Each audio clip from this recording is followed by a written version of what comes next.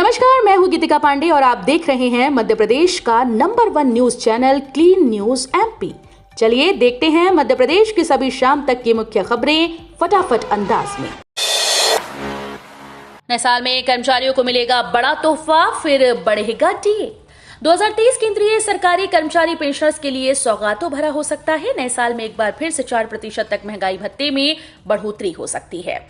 इसे जनवरी 2023 से लागू किया जा सकता है। यह अनुमान हाल ही में श्रम विभाग के द्वारा जारी सितंबर एआईसीपीआई इंडेक्स के आंकड़ों में वृद्धि से लगाया गया। हालांकि सरकार की तरफ से अभी कोई आधिकारिक पुष्टि या संकेत नहीं दिए गए। भारत जोड़ो यात्रा में कांग्रेस ने जताई हमले की आशंका, मांगी सुरक्षा। नेता प्रतिपक्ष डॉक्टर गोविंद सिंह की भारत जोड़ो यात्रा पर हुए हमले के बाद कांग्रेस राज्य सरकार की कानून व्यवस्था को लेकर मुखर हो गई। कांग्रेस के वरिष्ठ नेताओं ने अलग अलग बयान जारी करते हुए आशंका जताई कि राहुल गांधी की भारत जोड़ो यात्रा में असामाजिक तत्व हमला या उपद्रव कर सकते हैं। यदि ऐसा हुआ तो प्रदेश और देश की जनता बर्दाश्त नहीं करेगी। छात्रों के लिए महत्वपूर्ण सूचना, 16 नवंबर से शुरू होगी दूसरे चरण की काउंसलिंग। मध्य प्रदेश के शासकीय और निजी मेडिकल कॉलेज में एमबीबीएस और बीडीएस पाठ्यक्रम में प्रवेश के लिए दूसरे चरण की काउंसलिंग जल्दी शुरू हो जाएगी। इसके लिए तारीखों की घोषणा कर दी गई। दूसरे चरण की काउंसलिंग 16 नवंबर को रिक्त सीट्स की संख्या जारी होने के बाद शुरू होगी। दरअसल मध्य प्रदेश में दूसरे चरण की काउंसलिंग 16 नवंबर से शुरू होगी। उम्मीदवार 17 से 20 नवंबर तक अपने पसंदीदा कॉलेज और सीट्स के लिए विकल्प ले सकेंगे।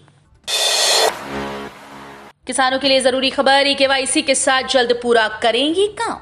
प्रधानमंत्री किसान सम्मान निधि योजना की 12वीं किस्त अक्टूबर में जारी कर दी गई और अब 13वीं किस्त जनवरी तक जारी होने की संभावना है।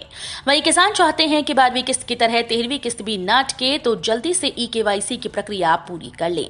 अगर आप ऐसा नहीं करवाते हैं तो किस्त के पैसे अटक सकते हैं। इसके अलावा किसानों को राशन कार्ड की कॉपी भी जमा कराना जरूरी है। इसके लिए उन्हें राशन कार्ड की सॉफ्ट कॉपी की पीडीएफ फाइल बनाकर अपलोड करना होगा। कच्चे तेल में आई गिरावट, सस्ता हुआ पेट्रोल डीजल।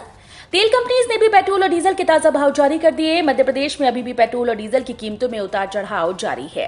प्रदेश के विभिन्न शहरों में पेट्रोल की कीमत अलग है। आज पेट्रोल और डीजल की कीमतों में गिरावट देखी गई। पेट्रोल 0.19 रुपए प्रति लीटर और डीजल 0.16 रुपए प्रति लीटर की गिरावट हुई। डीजल की कीमत 95 रुपए प्रति लीटर के आसपास है। कुछ शहर ऐसे भी हैं जहां आज पेट्रोल की कीमतों में हल्का इजाफा देखा गया। बड़ी खबर, इन कक्षाओं के बच्चों को परीक्षा से मिलेगी राहत। मध्य प्रदेश की पहली और दूसरी कक्षा के छात्रों के लिए महत्वपूर्ण सूचना है। इस संबंध में राज्य शिक्षा केंद्र ने दिशा निर्देश जारी कर दिए। दिशा निर्देश के तहत अब शासकीय स्कूल पहली और दूसरी कक्षा के बच्चों को उत्तर पुस्तिका के माध्यम से परीक्षा नहीं देनी होगी। इसके लिए बच्चों को मौखिक और अभ्यास पुस्तिका से मूल्यांकन कराया जाएगा। इसमें भी इन्हें अंक और ग्रेड नहीं देंगे, बल्कि इनके सीखने की क्षमता का आकलन करना तय किया गया है। केंद्रीय मंत्री ज्योतिरादित्य सिंधिया हुए कोरोना पॉजिटिव, ट्वीट कर दी जानकारी। केंद्रीय मंत्री ज्योतिरादित्य सिंधिया की पिछले कुछ दिनों से तबीयत खराब चल रही थी, जिसके बाद उनकी जांच करवाई तो उनकी रिपोर्ट कोरोना पॉजिटिव आई।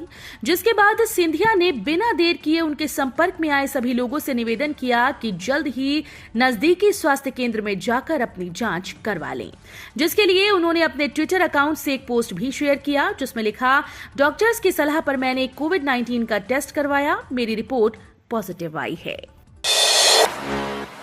एमपी में पश्चिमी विक्षोभ का दिखेगा असर, छाएंगे बादल।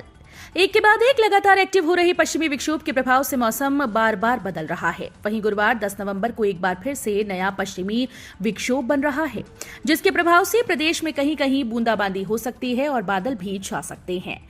एमपी मौसम विभाग के अनुसार आज ग्वालियर, चंबल समेत 8 जिलों में गरज चमक के साथ बूंदाबांदी की संभावना जताई।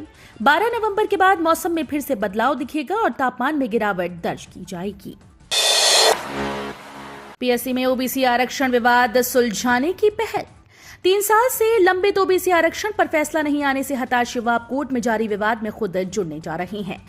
पीएससी अभ्यर्थियों की ओर से इंटरविनर बनने के लिए कोर्ट में याचिका दायर की गई। दरअसल अब तक ओबीसी आरक्षण पर शासन और आरक्षण के खिलाफ याचिका दायर करने वाले याचिकाकर्ताओं को ही पक्षकार मानकर कोर्ट सुनवाई कर रहा है।